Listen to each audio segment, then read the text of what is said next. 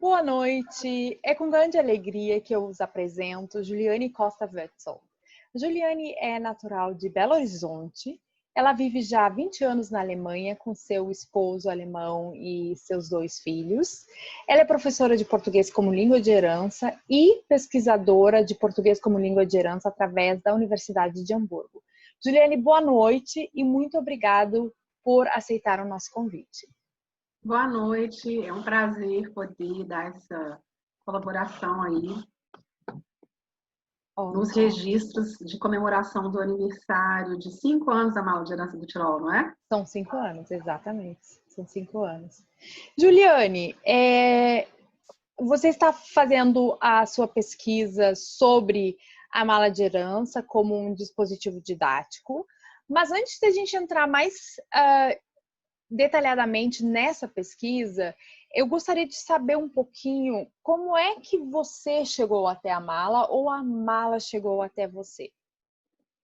Então, eu, na verdade, quando os meus filhos iam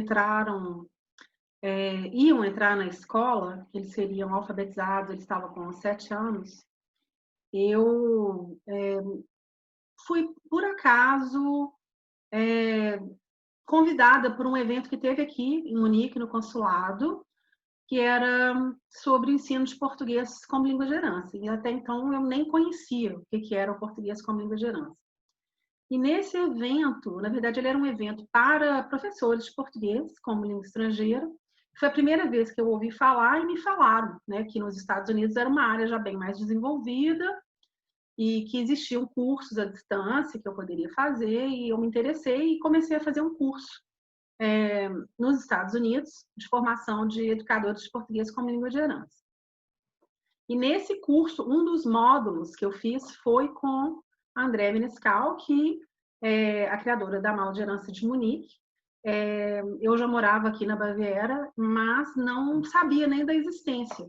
Então, quando eu soube que a Mala de Herança de Munique estava tão pertinho, eu resolvi ir, e depois disso teve um módulo, né?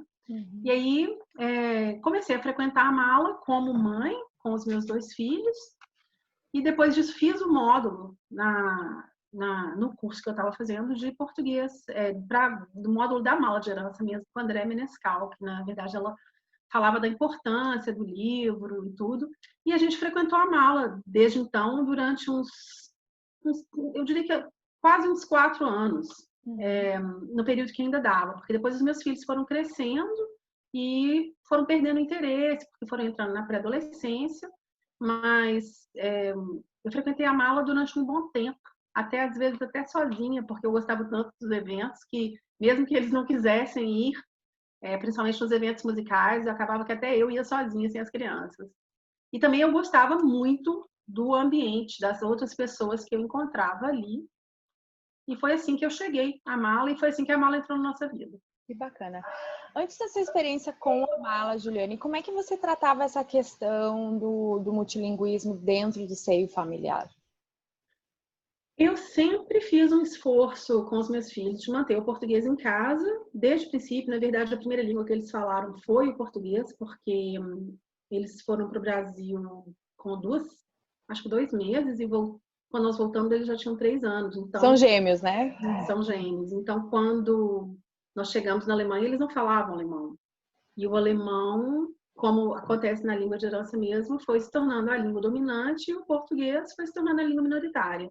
E isso foi ficando mais evidente quando eles entraram realmente no ensino fundamental e foram alfabetizados em alemão, que foi ficando cada dia mais difícil para mim manter a língua, né? Foi um momento que a gente, de fato, percebeu que estava difícil, de fato, ter um equilíbrio entre as 2 línguas. E eu percebi. E foi nesse momento que você, então, começou a participar das atividades da mala? Foi, na verdade, um pouco antes, porque o que eu pretendia fazer era fazer uma alfabetização simultânea. Eu queria, na verdade, que eles aprendessem, que eles fossem alfabetizados num processo só.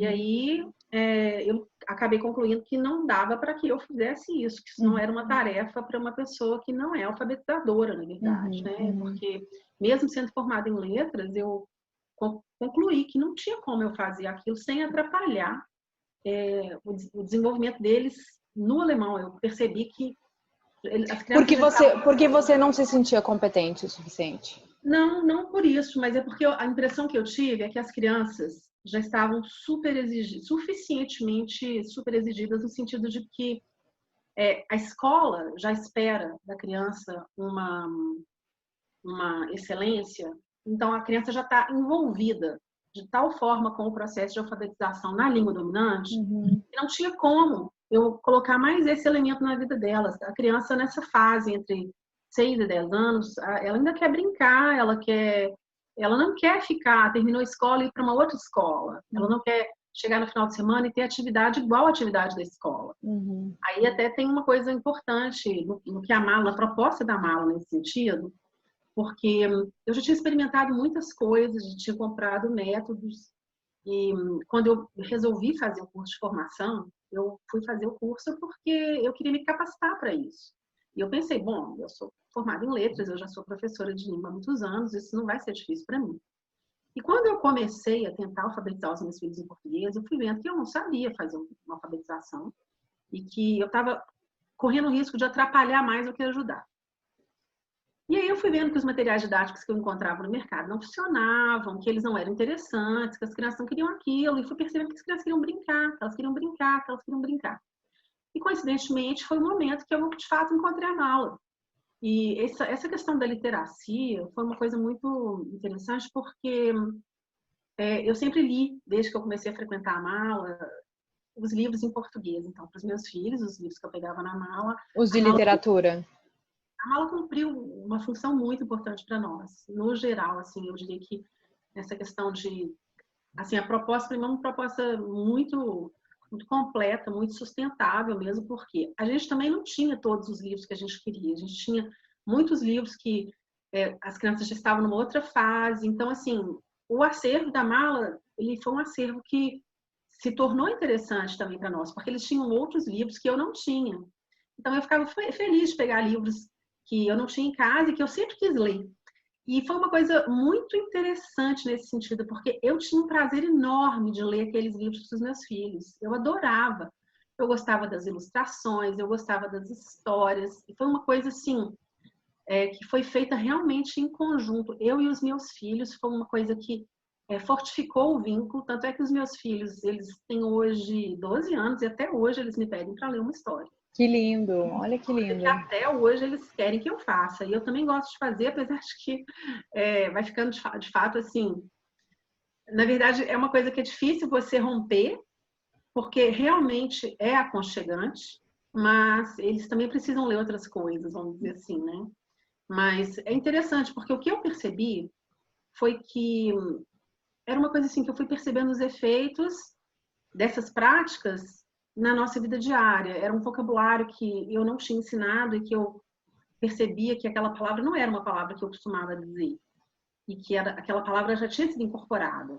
E assim, eles já estavam usando as coisas que eles ouviam das histórias que nós líamos. Ou eu percebia que eles sabiam de muita coisa quando eles eram perguntados. Por exemplo, a gente tinha uma coleção de lendas brasileiras. É impressionante. Eu duvido que muita criança no Brasil saiba tanto de lendas brasileiras quanto os meus filhos. Assim, que lindo! Porque o que acontece? Hoje em dia, talvez as crianças da idade deles no Brasil não estejam preocupadas em conhecer as lendas brasileiras como eles. O que eu digo com isso? Eu acho que, de certa forma, a gente dá uma bagagem cultural que difere um pouco da bagagem cultural também daquela que as crianças que estão ali no Brasil recebem, porque essa demanda acaba sendo uma demanda dos pais, é a herança mesmo, que você está passando para os seus filhos aquilo que foi seu. Então, essa bagagem não está nos livros, né? Então, assim, nesse sentido, eu acho que foi essa experiência mesmo. Os livros, as práticas, foi uma coisa que fez os meus filhos se tornarem leitores. Então, foi todo um trabalho que eu atribuo à mala hoje, que se nós não tivéssemos tido a mala, nós não teríamos tido esse suporte de que, ao longo de todos esses anos, a língua estivesse presente, que a gente estivesse aumentando o nosso conhecimento, né, de Brasil, de cultura brasileira, que a gente não estivesse aprimorando o nosso a língua mesmo, e que eles não se tornassem leitores, porque eles apreciam a leitura, eles conhecem, e é interessante porque eles sempre, a gente sempre fazia isso, né? Porque o livro infantil ele tem essa riqueza. A gente sempre olhava quem era o autor, a gente lia quem era o autor e a gente lia quem era o ilustrador. Então, foi uma coisa que eu acho que tudo isso foi abrindo o horizonte analítico das crianças mesmo, para que elas apreciassem a ilustração, para que elas entendessem da cultura. E tem muita coisa que eu vejo que hoje eles sabem, e que eu falo, eles sabem disso, porque a gente desenvolveu esse hábito muito cedo, porque a gente frequentou a mala de herança. Que bacana. E não era só isso, né? Eram os encontros e várias coisas, vários desdobramentos desses encontros. As pessoas que a gente passou a conhecer, as práticas culturais que são da nossa cultura, que a mala proporcionou para nós, o jeito brasileiro de ser, né? As oportunidades, até mesmo aquelas coisas que a gente comia ali, os assuntos que a gente falava ali, e, enfim, uma série de coisas que eu acho que a mala enriqueceu a nossa vida. Que bacana. Ju, é muito interessante isso que você fala. Um momentinho, deixa eu só desligar.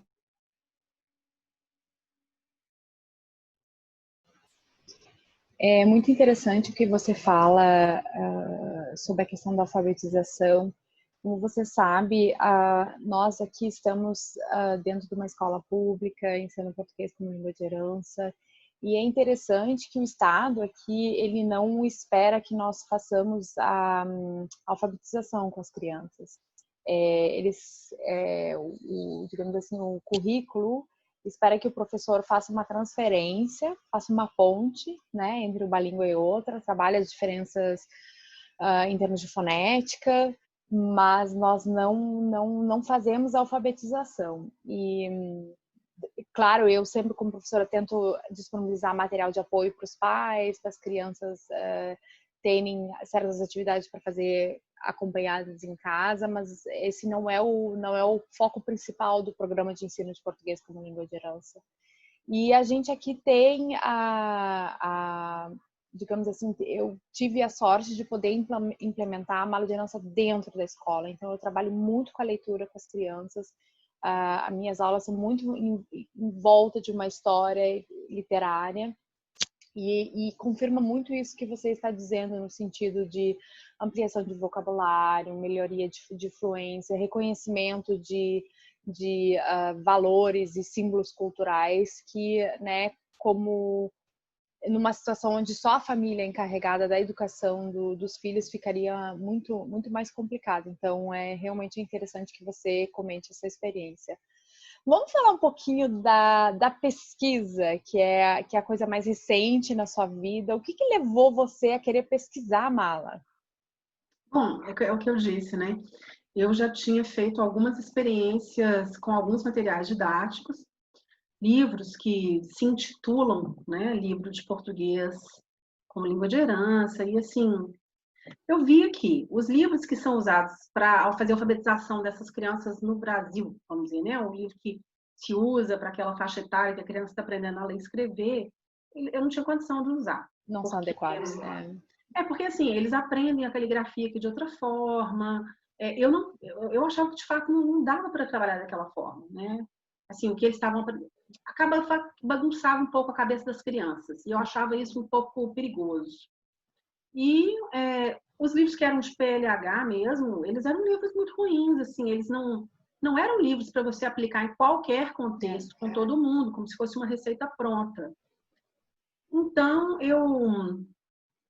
quando eu comecei a pensar na ideia do doutorado, eu tinha uma outra ideia de outras coisas que eu queria investigar. Eu queria um pouco pesquisar a diferença dos efeitos do acesso ao ensino formal na formação da identidade cultural, né? Essa identidade linguística especificamente. Eu queria ver se tinha algum efeito a pessoa, né, frequentar o ensino formal ou não para essa percepção da identidade linguística.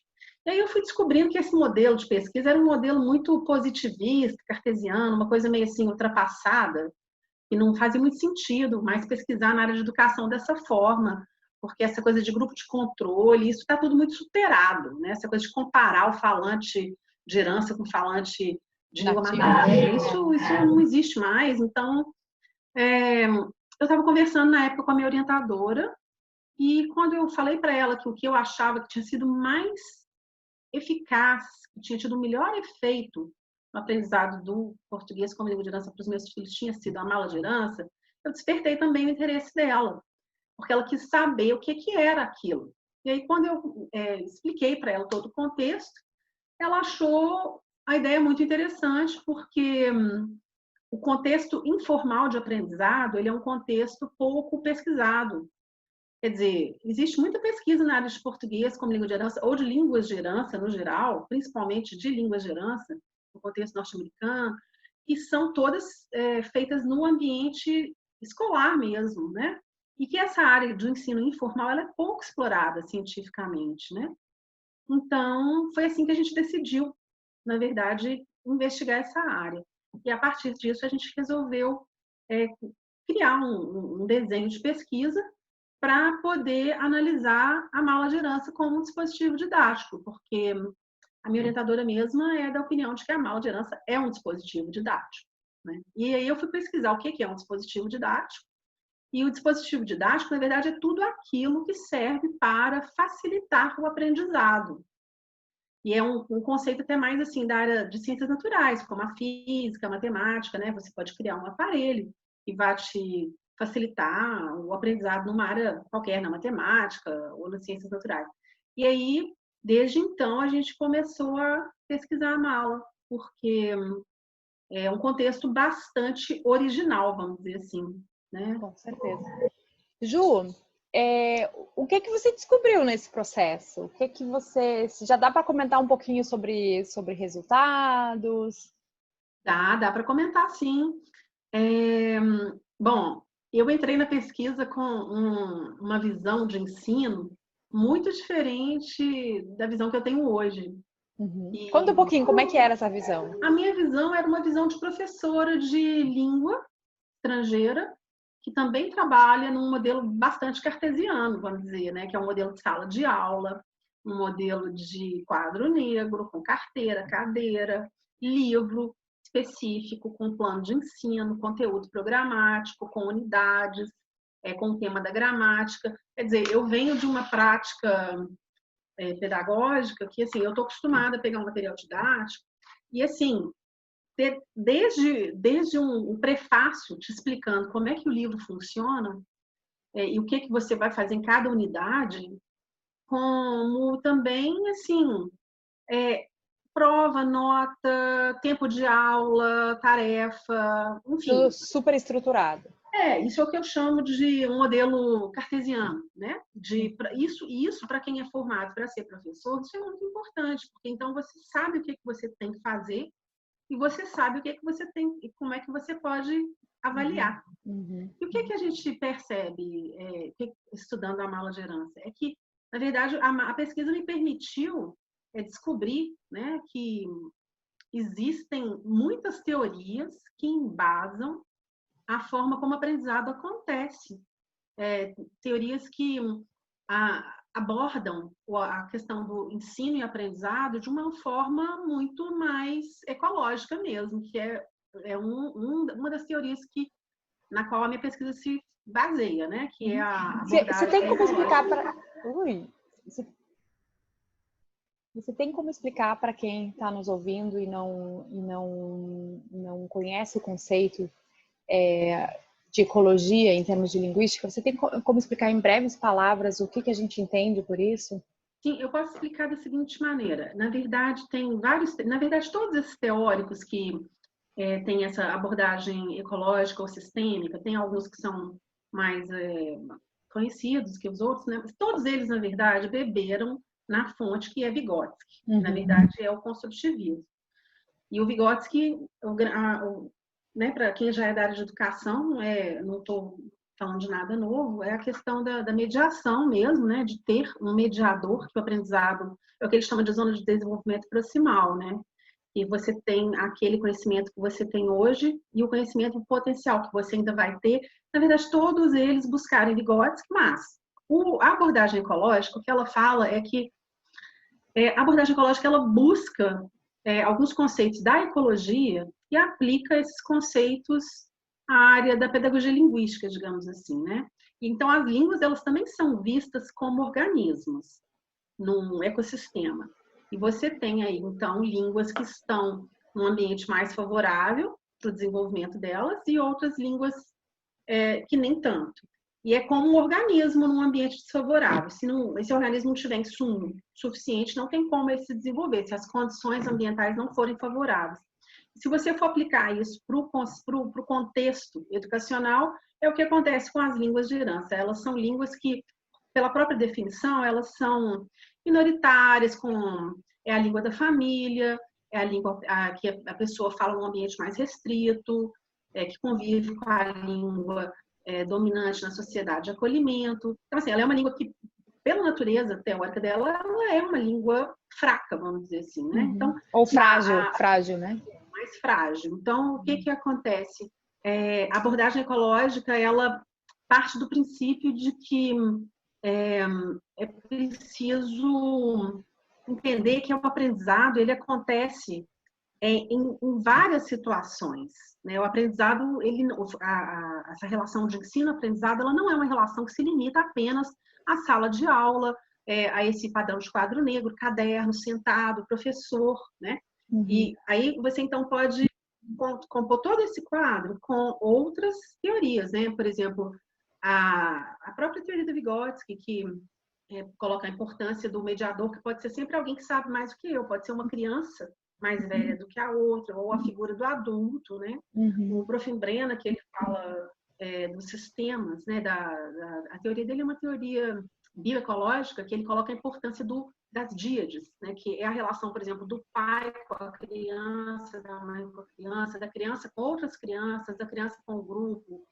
Ele tem uma imagem na teoria dele que são os sistemas, que é como se fosse aquela boneca russa cortada no meio, né? E o indivíduo está dentro. E esses sistemas vão influenciando, né? Então, assim, a criança que convive com a outra criança que fala a língua, que convive num grupo onde essa língua é falada, tudo isso vai tendo uma influência para o desenvolvimento dela. E isso tudo é aplicado no contexto linguístico. E tem outras abordagens, como a abordagem mais moderna hoje, que é a abordagem acional, né? Que é a abordagem também das diretivas da Comunidade Europeia, que são favoráveis ao plurilinguismo, e fala que, na verdade, a língua ela é aprendida, ela tem uma função social mesmo. Você vai aprender a língua independente dessa questão das estruturas gramaticais, né? E isso, para alguém que está acostumado a ensinar a língua num modelo bastante cartesiano, é bastante novo, assim, vamos dizer, né? Você compreender que é aprendizado e, assim, poder também tornar isso compreensível para os outros, porque eu acho que a grande questão também é saber valorizar esse tipo de ensino e aprendizado, né? Porque as pessoas, às vezes, elas não têm consciência de que aquilo é aprendizado. Que a proposta, por exemplo, que a Mala de Herança tem, é uma proposta com um potencial imenso de... uma vez que as pessoas entendam como é que a proposta funciona, né, que o livro é uma oportunidade de aprendizado, que essa prática constante... E, assim, o que eu percebi na pesquisa é que muitos pais compreendem isso, as crianças também compreendem isso, e que a mala, ela tem uma importância grande no sentido de ser realmente um nicho. E o nicho, ele no conceito da ecologia também, ele é um ambiente que tem as condições necessárias para o desenvolvimento do organismo, né? Então, assim, a mala, nesse sentido, eu acho que ela é uma proposta pedagogicamente bastante completa, né? E que, assim, dá visibilidade para todo esse aspecto pedagógico que tem por trás, é uma coisa que é, assim, né? Vamos dizer, o ponto central da minha pesquisa. Pessoas que estão frequentando, ou até mesmo quem está fazendo, ou quem conduz os trabalhos, às vezes as pessoas não têm noção de quantas outras relações estão por trás daquilo ali que parece ser uma prática. São muitos fatores, né, Ju? Eu sempre digo assim, quando eu iniciei a Mala aqui, na época na pesquisa do mestrado, eu tinha uma ideia muito simples. Eu vou juntar as pessoas, eu vou ler para as crianças uma vez por mês, eu vou criar um acervo, disponibilizar livros e acabou, né? E o negócio é muito mais complexo, é muito mais dinâmico, ele é muito mais orgânico do que aquilo que a gente imagina. E a coisa toma, né, uma forma própria e a gente lida com N fatores que eu não tinha a mínima ideia no início, né? A gente se confronta com N situações assim que, poxa, nós estamos trabalhando com várias áreas do conhecimento humano, não é só questão de linguística, a gente está trabalhando com psicologia, a gente está trabalhando com sociologia, com a antropologia, então é muito interdisciplinar a questão, né? Realmente e nesse sentido, um projeto assim, eu acho que é muito, apesar da simplicidade da ideia, ele é um projeto bastante inovador, né? Sim, um projeto super original e, assim, uma coisa muito interessante também que me surpreendeu ao longo da pesquisa, que eu não sabia, e, assim, eu acho que eu consegui completar, assim, a minha compreensão dessa questão desses grupos migratórios, é que a busca é muito mais, talvez, dos pais nessa questão de transmitir a herança linguística, que é uma herança mais cultural até do que linguística, e que a língua é um veículo para transmitir a cultura, né? Ela te permite ter acesso à cultura também.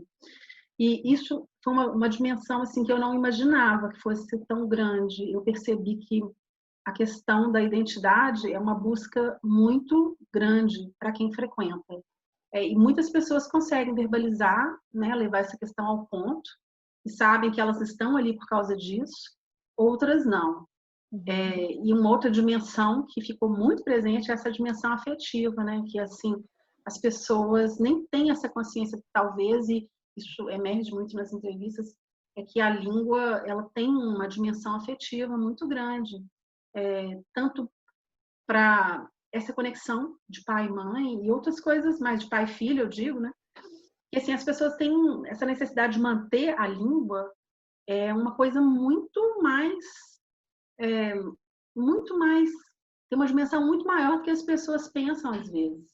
Né? Até porque a gente se relaciona através da língua, e eu percebo assim, como falante de várias línguas, eu me transformo de acordo com a língua que eu estou usando, né? É como se eu sofresse de múltiplas personalidades, né?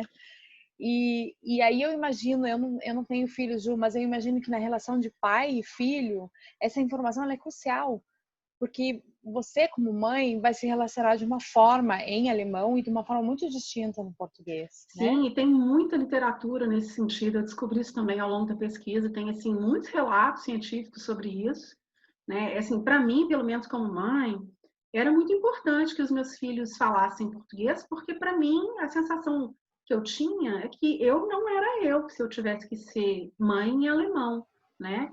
Assim, aliás, eu tenho essa sensação assim que eu também sou uma outra pessoa em alemão. Eu também sou uma outra pessoa diferente, é uma outra personalidade. A personalidade que eu tenho em alemão é uma personalidade distinta da que eu tenho em português. Então, assim, para mim era uma coisa que era óbvia, que assim, eu nunca passou pela minha cabeça que eu não fosse educar os meus filhos na minha língua, né? Assim, também na minha relação com meu marido sempre foi muito importante que ele soubesse o português para que ele me conhecesse de verdade. Sim. E assim, tem muito relato das mães, de mães que também, como eu, são pesquisadoras e que falam que é difícil esse modulus, que chama, né? Para você fazer isso numa língua que não é a sua, né? E assim, ou uma língua que você não tem assim plena autonomia também, né? E tem uma coisa muito interessante também, que foi uma coisa que eu descobri recentemente. Tem uma autora que chama Aneta Pavlenko, que ela fala muito que isso também tem a ver com essa questão assim de que quando isso eu encontrei inclusive entrevistas dentro dos frequentadores da mala que falaram exatamente o mesmo, né? A gente vê que a teoria realmente corresponde ao que a gente vê ali, é que essas experiências da infância que a pessoa quer passar para os filhos, elas só conseguem fazer nessa língua que elas mesmas tiveram na infância, né? Então, assim, são muitas dimensões mesmo, que vão muito além só de uma prática cultural, de chegar ali e de tomar um guaraná e de Comer pão de queijo. Comer o pão de queijo, comer coxinhas, fazer a festa junina, né? E no âmbito da mala, uma coisa que eu percebo, que eu examino, é que é uma construção de uma identidade pautada pelo uso do português, que é um trabalho que os pais fazem em doses homeopáticas. Quer dizer, eu consegui, com a minha pesquisa, de fato, encontrar vários referenciais teóricos que embasam todo aquele ambiente, né? E como que essa transmissão acontece. E eu acho que, assim, um resultado que eu já posso dar aqui de spoiler é que tem um efeito muito grande e que é um dispositivo didático com um potencial muito grande, porque essa questão do acesso ao aprendizado formal, ela é uma questão que ela depende de políticas linguísticas, e não é em todo lugar que você vai ter a situação, por exemplo, que vocês têm no Tirol. Né? Aqui na Alemanha, pelo menos, não é um estado federado que tem uma política linguística para cada estado. Um país que nem é um país tão grande assim. E a mala, ela tem uma proposta de trabalho que ela é aparentemente muito simples, quer dizer, ela é uma coisa que não é difícil de ser implementada e que tem um efeito de longo prazo, assim, é um aprendizado sustentável. Então, as famílias que frequentam, chegam ali na faixa etária de 2, 3 anos, elas têm, né, esse pessoal que chega ali bem cedo, né? Os meus filhos foram para lá um pouco maiores, já estavam com 6, mas assim, a criança que fica ali até uns 10 anos, ou uns 12, que é a idade que a nossa experiência aqui em Munique, né, pelo estudo de caso que eu fiz, eu pude ver, aquilo tem um efeito imenso, porque é uma criança que, se ela for futuramente para o ensino formal, ela já vai com toda uma base que, sem o trabalho da mala, não teria sido construído. Ju, eu vejo isso também, assim, aquilo que eu falava, você mesmo referia, a gente tem a sorte de ter essas políticas favoráveis, né, ao ensino de língua de herança, e como professora nesse sistema e também como gestora da mala de herança aqui, eu quis combinar os dois conceitos. Então, eu trago a mala para dentro da sala de aula, e aí dentro da sala de aula há uma mistura desse quesito informal, da informalidade, né, que uma mala de herança tem, de uma forma de ensino muito mais livre, até porque, como você falava, as línguas de herança não existe um material adequado, um livro que eu consiga seguir de cabo a rabo com a criança, porque a nossa, eu digo assim, a nossa realidade, ela é a palavra que descreve é heterogeneidade. Então, nós vamos ter crianças de diversas idades dentro do sistema escolar, de diversos níveis de linguísticos, de diversas destrezas. E como é que você lida? Como é que, como professor, você lida com essa diferença tão grande dentro de um espaço pequeno e dentro de um limite de horas tão reduzido? E para mim, como professora, eu encontrei no dispositivo da mala uma forma de trabalhar essas diferenças, de tentar aproximar, né, essas diferenças. E é incrível. Os efeitos, para mim, assim, como professora, eles são incríveis, eles são muito nítidos. Isso que você está falando, isso aí se chama o gerenciamento mesmo da heterogeneidade em sala de aula, né? E a mala tem esse mérito imenso, como eu já disse, além de ser um projeto exequível, vamos dizer assim, né? Porque você montar uma mala não é uma coisa que vá demandar tanto esforço, ou tanta logística, ou tanto dispêndio financeiro mesmo. Então, assim, já tem essa vantagem e essa questão para quem coordena os trabalhos, para quem quer realizar o trabalho de ter uma mala, é uma vantagem imensa, tanto para quem vem da área de educação como para quem não vem, porque essa coisa de usar o livro, primeiro, a criança tem o contato com a língua escrita. E isso é uma coisa muito positiva. Eu vi isso demais, porque, por exemplo, na minha experiência, sabe o que acontecia? Eu deitava com os meus filhos para ler e eles liam junto no sentido de que eles acompanhavam com os olhos o que eu estava lendo. Em alguns momentos eles falaram, não, mamãe, não é isso que você leu que está escrito aí. E assim, eu fui vendo, isso para mim foi um efeito, porque eu pensei, gente, hoje eles já leem. Então, assim, mesmo que a mala tenha um trabalho que seja de desenvolver a literacia receptiva apenas, isso é uma coisa, assim, um grande mérito do projeto. E, assim, esse contato, né, com a língua escrita E assim, para as próprias crianças também. Na verdade, todo mundo pode frequentar, porque ouvir uma história é uma coisa que todo mundo vai conseguir. Você pode ler se você souber. Então, assim, tem lugar para todo mundo. Tem lugar para o menino que já sabe ler e pode ler para todos os outros. Tem lugar para o menino que ainda não está entendendo muito bem, mas que ele está se habituando a sentar ali, a ouvir os outros brincando, né? Tudo isso tem um conceito que é o conceito de affordance, né? Que é tudo que fica disponível para o aprendizado, né? E isso é um mérito imenso da mala. E assim, aquilo que é o trabalho que é feito fora da mala, que é feito em casa também, né? De levar o livro para casa, ou fez um artesanato na mala, leva ele para casa. É, o depoimento dos pais é muito no sentido de que aquilo que era feito dentro da mala teve uma continuidade, às vezes por muito tempo, até o próximo encontro, tanto na questão do livro, quanto às vezes nas conversas. Continuaram. E isso é uma experiência que eu também posso endossar, comigo foi a mesma coisa. Então, assim, essa coisa de dar continuidade, né? Esse aspecto da continuidade e de disponibilizar, né? Que os pais... É um trabalho que a Mala também faz, né? De ser uma instância de fomento do bilinguismo e de orientação dos pais nesse sentido, né? Talvez você tenha tido essa experiência também de chegarem até você, pais muito inseguros como que estava acontecendo, se estava fazendo certo ou não. Então a Mala também tem isso, né? Com certeza, com certeza. E eu digo assim, para aqueles que persistem, né? Porque para algumas pessoas que estão justamente acostumadas com um sistema muito estruturalista, quando eles chegam no ambiente da mala, no primeiro instante isso causa estranhamento, porque o que é isso? O que está acontecendo aqui, né?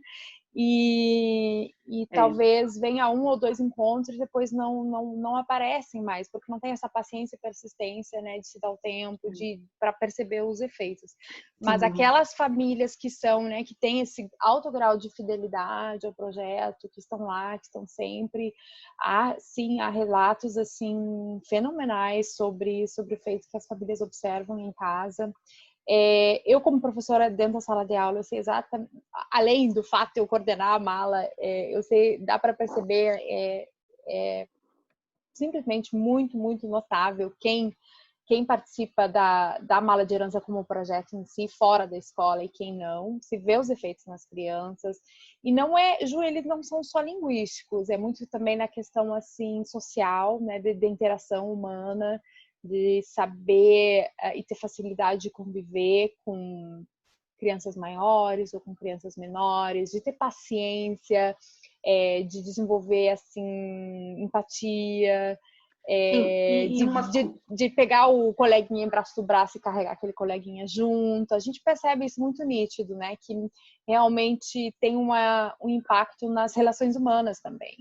Sim, e uma coisa, Ju, que não pode deixar de ser dita é que, assim, no fundo, a gente está falando o tempo todo de crianças que estão crescendo numa situação de bilinguismo e que é uma coisa que pode ser muito desafiadora para os pais e também para as crianças. Isso é um aspecto que está ao lado da língua de herança, porque o falante de herança ele é bilíngue, não é o contrário, bilíngue não é falante de herança, né? Mas o falante de herança ele é bilíngue.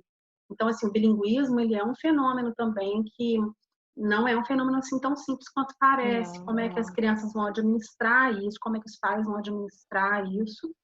E assim, esse ambiente de identificação da vivência do bilinguismo, a criança vê que as outras famílias também têm um perfil híbrido, é uma busca dos pais e é uma coisa que favorece o desenvolvimento também da identidade bilíngue, vamos dizer assim. Porque se não existisse uma mala para essas crianças, isso reconhecem tanto os pais quanto as crianças. É que o desenvolvimento não seria o mesmo. Essas crianças não teriam uma possibilidade de desenvolver a língua de herança como ela está sendo desenvolvida, né? Assim, que essa questão da mala ser uma comunidade de práticas também, que envolve os pais, né? Tudo isso é um conjunto muito perfeito e há todo um trabalho de planejamento por trás, pelo que eu vi na pesquisa, que as pessoas não enxergam. Assim, que parece muito, muito óbvio, mas que não é uma atividade que é pensada, que é planejada, né? Então, assim, é uma proposta muito interessante nesse sentido, porque também está aberta o know-how da comunidade, né? Assim, é um conceito eles chamam na teoria de soft learning, e tem um teórico muito importante que é o Wenger, porque esse modelo de comunidade de práticas, isso também é uma coisa que revolucionou muito a área de educação, né? E é muito usado no âmbito corporativo, inclusive, né? Que quer dizer, aquele que sabe uma coisa bem e quer ensinar para o outro, né? E acho que a mala funciona assim em todos os lugares, né? Então, assim, é uma forma de aprendizado muito eficiente, eficaz, com um potencial enorme para a transmissão do português como língua de herança, né, também. Entre outros aspectos que estão ali, né? Essa questão de identificação cultural, né? São muitas questões dentro da mala. A melhoria das relações também entre as gerações, né? Isso também é um fato que não dá para negar, que a partir do momento que a criança consegue entender não só a língua, mas a mentalidade da mãe ou do pai, isso tende a melhorar também as relações dentro do seio familiar. Ju, eu podia passar a noite inteira falando desse tema, que eu adoro, que me fascina, que faz meu olho brilhar. Eu queria te agradecer mais uma vez pelo tempo, pela disponibilidade, pela generosidade também. Devo dizer que nem sempre encontramos esse tipo de generosidade no mundo acadêmico. E obrigada, muito obrigada. É muito bacana ver trabalhos como a Mala. Eu digo, a Mala é uma denominação, existem trabalhos dessa natureza que levam outros nomes. E é muito gratificante ver a pesquisa acadêmica saindo de alta qualidade, de alto nível, porque isso dá legitimidade também, né, ao trabalho que tem sido feito. Então, mais uma vez, muito obrigada. Ju, nós comemoramos 5 anos de existência e de resistência. O que é que você, como mãe que já passou por uma mala, como pesquisadora que hoje tem como objeto de estudo mala, o que é que você deseja para nós e também para projetos dessa natureza? Nossa, desejo vida longa, Ju. Desejo muita energia, muito empenho. Eu digo que é uma sorte ter uma pessoa assim, né, por perto, como você, que arrancou esse projeto do chão, digamos assim, né? E é um projeto maravilhoso que eu tive a oportunidade de visitar quando vocês fizeram 3 anos. Foi um encontro, uma festa linda, que eu, assim, espero que isso se multiplique e cresça. Acho que vocês tiveram várias conquistas e que, assim, que as outras malas possam se mirar na história de sucesso da Mala de Herança do Tirol, que é um projeto que me impressionou, né? Eu já comentei isso com você outras vezes. Eu acho que é um projeto extremamente bem sucedido, porque a comunidade também enxerga a mala como uma coisa que é deles. Eu sempre digo, eu acho que a Mala de Herança do Tirol, ela tá quase assim, como se fosse um modelo de mala, né? Quem quiser ver como é que a mala tem que funcionar, devia ir lá para ver. E, assim, muitos e muitos e muitos anos de vida, que você continua tendo muita energia para tocar o projeto adiante, né? Nesse lugar lindo também, que é o Tirol. Eu já falei que se eu morasse aí por perto, eu ia frequentar a mala sempre. Às vezes compensa até dar uma escapadinha, né? Para chegar aí também. Querida, as nossas portas estão sempre abertas. Mais uma vez, obrigado e sigamos juntas. Boa noite, Tudo de bom para Juliane. vocês, Ju. Obrigada, boa noite.